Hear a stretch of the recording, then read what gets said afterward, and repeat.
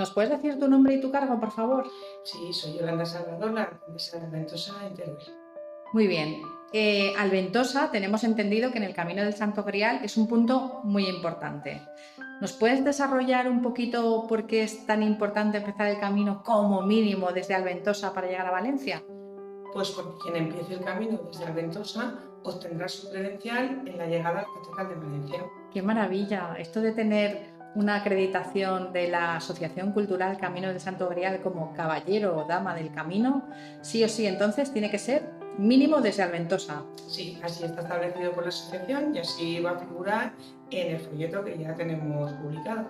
Muy bien, y tengo entendido que Alventosa tiene una historia bastante larga.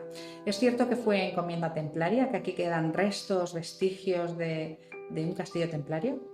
Sí, aquí tenemos el único castillo templario de la comarca en el que estamos trabajando, en el que a su alrededor se ubicaba la población de Alventosa, no donde se ubica ahora mismo, y en el que espero en un futuro poder desarrollar.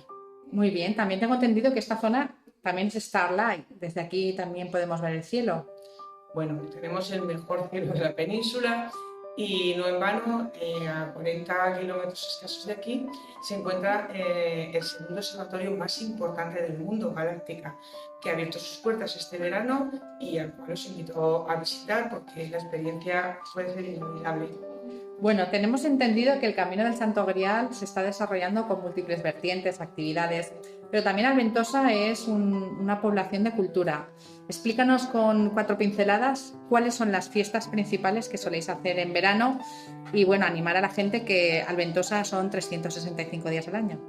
Mira, las fiestas principales giran alrededor de la Virgen de los Ángeles, en las cuales bueno, pues tenemos los actos tradicionales de la provincia de Teruel, como pueden ser todas las orquestas y bailes, pero todo eso lo acompañamos de cultura, de diversos usos, enseñamos nuestro cielo, evidentemente, y a partir de ahí, una vez concluidas las fiestas, seguimos con las fiestas de los barrios y además pues hacemos certámenes de cultura, de arte y vamos desarrollando pues todo nuestro entorno.